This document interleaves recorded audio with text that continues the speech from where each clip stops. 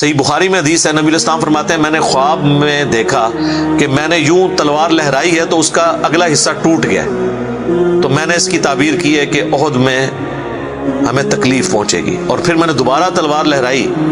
تو وہ اپنی اصلی حالت میں واپس آ گئی، تو اس کی تعبیر میں نے کی ہے کہ اس تکلیف کے بعد پھر اللہ تعالیٰ ہمیں راحت دے دے گا۔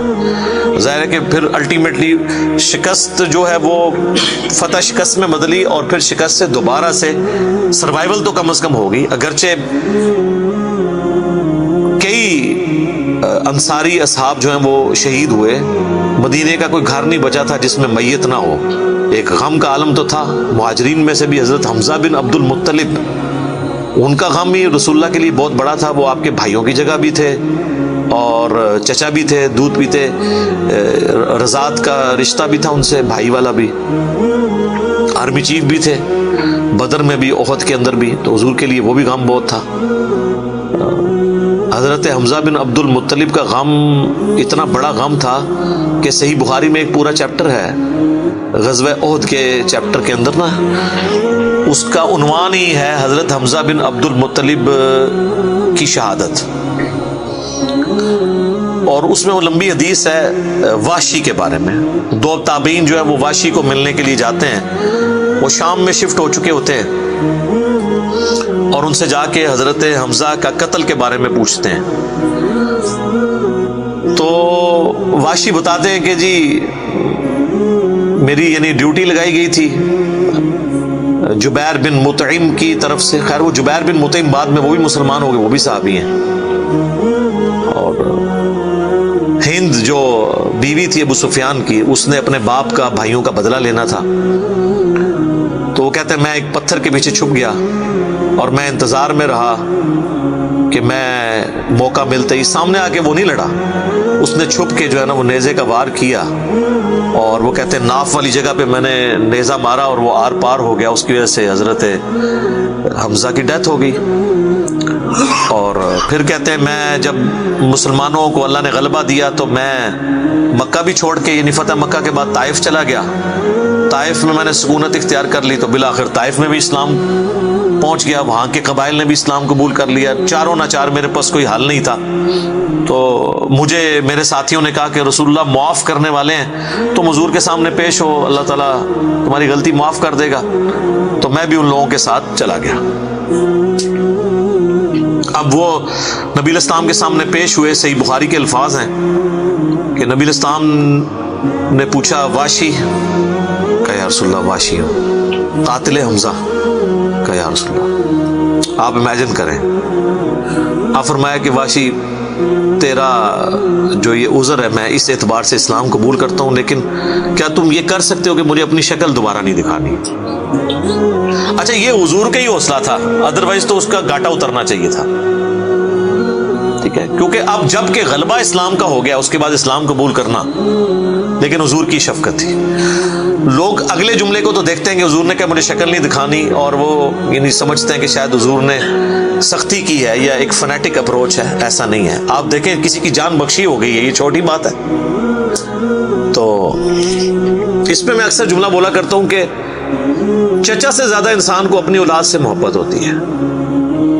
قاتلین حسین جو ہیں، قاتلین حسن ہیں، ان کے ساتھ قیامت کے دن رسول اللہ کا کیا ایٹیچیوڈ ہوگا ایز کمپیئر ٹو قاتلین حمزہ ابن عبد المطلب۔ کوئی شخص دنیا میں کہہ سکتا ہے کہ جی مجھے اپنے چچا سے اپنی اولاد سے بھی بڑھ کے محبت ہے، تو اس کا تو ذہنی توازن بگڑا ہو تو لادہ بات ہے، یا جھوٹ بول رہا ہوگا۔ تو یہ کربلا جو ہے یہ کوئی چھوٹی چیز نہیں میرے بھائیوں، اور اس سے یہ بھی پتہ چلا کہ غم کبھی بھی ہلکا نہیں ہوتا۔ فتح مکہ کے بھی بعد کی یہ بات ہے، یعنی حضرت حمزہ کی شہادت کو کم از کم 5 سال تو گزر چکے تھے۔ 3 ہجری میں غزوہ احد ہوئی ہے اور 8 ہجری میں فتح مکہ، اس کے بھی بعد کا واقعہ ہے، یہ 8 کا بھی ہو سکتا ہے 9 کا بھی، چلو کم از کم بھی 5 سال۔ کسی نے حضور کو مشورہ نہیں دیا کہ سوگ تو 3 دن تک ہوتا ہے، لیکن یہ سوگ حمزہ نہیں تھا، یہ غم حمزہ تھا۔ ہم اختلاف کرتے ہیں سوگ حسین سے، غم حسین تو قیامت تک جاری رہے گا، جس میں یہ پیٹنے والا ماتم والا معاملہ نہ ہو، بلکہ حسین علیہ السلام کی اس دعوت کو یاد کیا جائے۔ خیر حضرت وحشی کہتے ہیں، ظاہر ہم تو ان کا احترام سے نام لیں گے، صحابی تو ہیں، وہ کہتے ہیں کہ مجھے پوری زندگی اس بات کا غم تھا اور میں اللہ سے دعا کرتا تھا کہ اللہ مجھ سے نہ کوئی بڑا کام کروانا ہے۔ تو بخاری کے الفاظ ہیں، وہ کہتے ہیں جب مسیلمہ کذاب نے دعوی نبوت کیا تو میں نے اللہ سے دعا مانگی کہ اللہ میں نے اسلام کے سب سے بہترین شخص کو قتل کیا تھا، یعنی حمزہ کو، اس میں کوئی شک نہیں ہے، میرا تو اجتہاد ہے، اگر حضور کی وفات کے وقت حضرت حمزہ زندہ ہوتے نا تو پہلا خلیفہ حضرت حمزہ نے بننا تھا، کیونکہ خلفائے راشدین جب موجود تھے، جب تک خلیفہ راشد نہیں وہ بنے تھے ابو بکر، عمر، عثمان و علی، ان کی موجودگی میں بھی حضور نے اپنا آرمی چیف حضرت حمزہ کو بنایا ہوا تھا۔ بدر میں حضرت ابو بکر، عمر، عثمان و علی میں سے تو کوئی نہیں تھا حضور کی طرف سے آرمی چیف، یا حضور ظاہر ہے حضور علیہ السلام کو تو میدان جنگ میں وہ نہیں آنے دیتے تھے، خیمہ پیچھے لگاتے تھے۔ احد میں تو چونکہ کافر آپ کے خیمے تک پہنچ گئے نا، اس لیے پھر آپ کو فرنٹ سے لیڈ کرنا پڑا، ادروائز بدر و احد میں آپ خود آگے جا کے نہیں لڑے۔ اور حنین کے موقع پر بھی 12,000 کا لشکر تھا اور صرف 80 بندے رہ گئے تھے، صحیح بخاری میں آتا ہے 12,000 میں سے، اور حضور اکیلے آگے جا رہے ہیں۔ اور پھر آپ کی دلیری کی وجہ سے آپ نے، بخاری کے الفاظ ہیں، آپ نے زمین سے یوں مٹھی بھری مٹی کی اور یوں کافروں کی طرف بھیجی، اور قرآن میں اس کا ذکر ہے وَمَا رَمَيْتَ إِذْ رَمَيْتَ وَلَكِنَّ اللَّهَ رَمَىٰ، اے نبی جب تم نے وہ کنکریاں پھینکی تھی وہ تم نے تو نہیں پھینکی تھی، وہ تو اللہ نے پھینکی تھی، بس وہ مبارک ہاتھوں کی برکت تھی۔ جب آپ نے یوں مٹی پھینکی تو سامنے جو قبیلہ حوازن کے لوگ جن کے تیروں کا مقابلہ کوئی نہیں کر سکتا تھا، ہر ایک کی آنکھ تک وہ کنکر پہنچا، اور وہ اندھے ہو گئے، اور حضور فرنٹ سے لیڈ کرتے ہوئے انا النبی لا کذب، میں نبی ہوں اس میں کوئی شک نہیں، میں عبد المطلب کا بیٹا ہوں اس میں کوئی شک نہیں، یہ آپ علیہ السلام یہ اشعار پڑھتے ہوئے آگے گئے۔ تو نبی صلی اللہ علیہ وآلہ وسلم کے لیے حمزہ ابن عبد المطلب کی بڑی اہمیت تھی۔ تو اب واشی کہتا ہے جب مسیلمہ کذاب نے دعوی نبوت کیا تو میں نے اللہ سے دعا مانگی۔ دیکھیں اللہ تعالیٰ سب کی دعائیں سننے والا ہے، اور میں نے کہا یا اللہ مجھے موقع دے، میں اسلام کے بہترین شخص کو میں نے قتل کیا ہے تو میں اسلام کے بدترین دشمن کو بھی میں ہی قتل کروں۔ دیکھیں اسلام کا بدترین دشمن وہی ہو سکتا ہے نا جس نے دعوی نبوت کیا ہو اور مسلمانوں کی جمعیت توڑ دی ہو اس وقت میں جب حضور کی ڈیتھ ہو چکی ہے، لیڈر جا چکا ہے، اور پیچھے مینجمنٹ کو کمزور کرنے والی بات ہے ہزاروں لوگوں کا مرتد ہو جانا۔ تو وہ کہتے ہیں کہ میں جب جنگ یمامہ کے لیے ندا کی گئی تو میں بھی اس لشکر میں شامل ہوا، اور میں نے اپنے وہی نیزہ جس سے حضرت حمزہ کو مارا تھا، سر عمر سیریز میں انہوں نے یہ سین فلمائے ہیں، وہ نکالا اور اللہ سے مانگا، اور کہتے ہیں میں نے دیکھا کہ وہ گھنگریالے بالوں والا جو ہے وہ اونٹ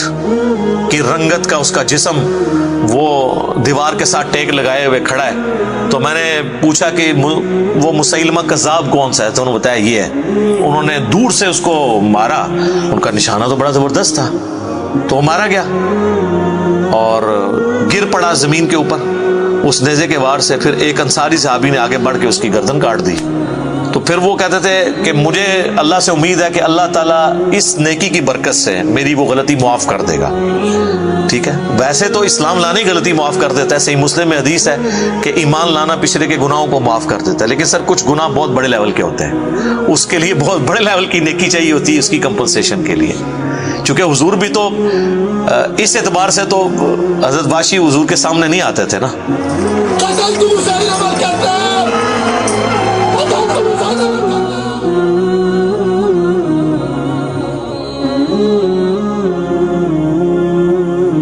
اور یہ کتنی بڑی ان کے لیے تکلیف دہ چیز تھی کہ جس نبی کا کلمہ پڑھا ہے وہ کہہ رہے ہیں مجھے شکل نہیں دکھانی۔ آپ اس تکلیف کو سوچ سکتے ہیں۔ ہاں اب میں یہ سمجھتا ہوں، اللہ سے امید کرتا ہوں کہ قیامت والے دن حضرت واشی حضور کے سامنے اس اعتبار سے پیش ہو سکتے ہیں کہ مجھ سے یہ غلطی ہوئی تو یا رسول اللہ دیکھیں آپ کے سب سے بڑے دشمن کو بھی میں نہیں قتل کیا۔ تو یہ بہت بڑی سعادت ان کو ملی، رضی اللہ عنہم اجمعین وعلیہم السلام۔ صلاۃ بر محمد وآل محمد، اللہم صلی علی محمد وعلی آل محمد واصحابہ اجمعین الی یوم الدین۔